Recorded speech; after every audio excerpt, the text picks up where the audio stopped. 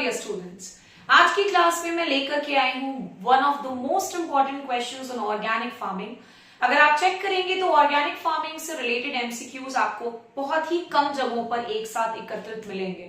सो आज की क्लास में 6 most important MCQs on organic farming जो मैक्सिमम एग्जाम्स के maximum portion of Organic farming के क्वेश्चंस को डेफिनेटली कवर करेगा। So without wasting further time, let us start with the first MCQ on organic farming. आइए देखते हैं सबसे पहला क्वेश्चन क्या है। सबसे पहले क्वेश्चन में लिखा है the national programme for organic production was started in which year? National programme for organic production यानी कि शॉर्ट में we also call it as NPOP.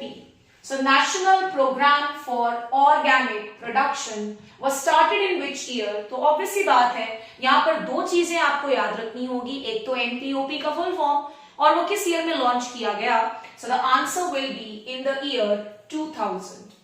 So ये हो गया NPOP के लॉन्चिंग ईयर यानी कि the year was 2000, National Program on Organic Production. Next हम आ जाते हैं सेकेंड नंबर के क्वेश्चन पर। The subject excluded from organic farming is.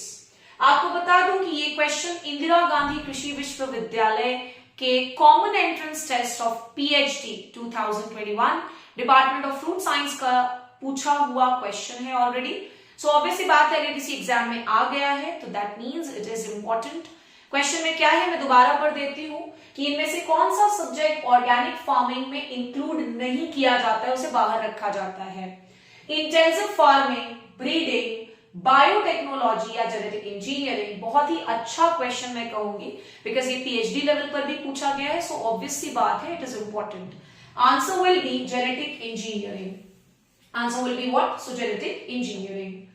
इसके बाद हम आ जाते हैं तीसरे नंबर के क्वेश्चन पर और आइए देखते हैं थर्ड नंबर के क्वेश्चन में क्या पूछा गया है।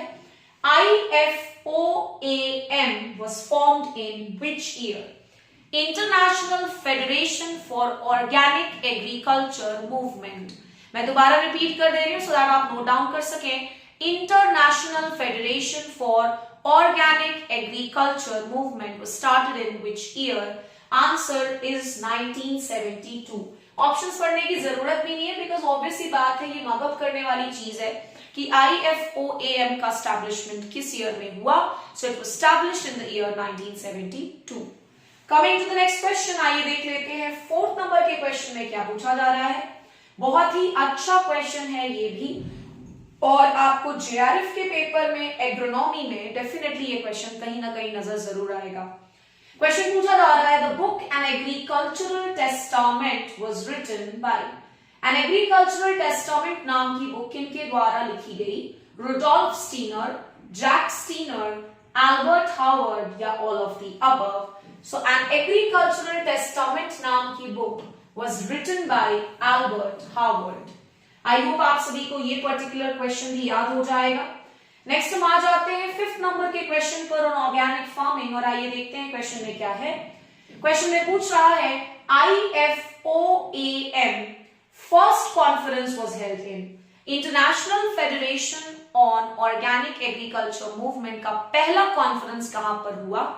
जर्मनी, स्विट्जरलैंड, यूरोप या all of the above.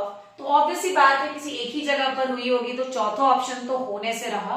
Answer will be Switzerland. तो हमने IFOAM के बारे में आज दो मेन पॉइंट सीखे हैं।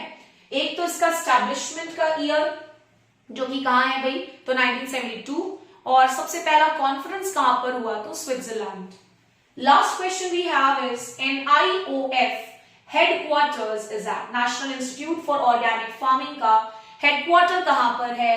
Germany, Switzerland, Ghaziabad, all of the above. तो बच्चों याद रखिएगा the National Institute of Organic Farming का हेडक्वार्टर्स इज एट गाजियाबाद। और आप सभी के लिए एक क्वेश्चन जो आपसे एक्सपेक्ट करूंगी मैं कि कमेंट्स में जरूर मुझे बताएंगे और ये क्वेश्चन ये है कि अभी जस्ट आपने पढ़ा IFOAM से रिलेटेड करीबन 2 या 3 क्वेश्चंस। आपको मुझे बताना है कि IFOAM के हेडक्वार्टर्स कहां पर हैं क्योंकि ये क्वेश्चन भी काफी ज्यादा पूछा जाता है related to IFOAM। I hope ये वीडियो सेशन आप सभी के लिए काफी इंफॉर्मेटिव और इंटरेस्टिंग रहा होगा। नेक्स्ट क्लास में मिलेंगे with few new MCQs. Till then wait करते रहिए। Thank you so much.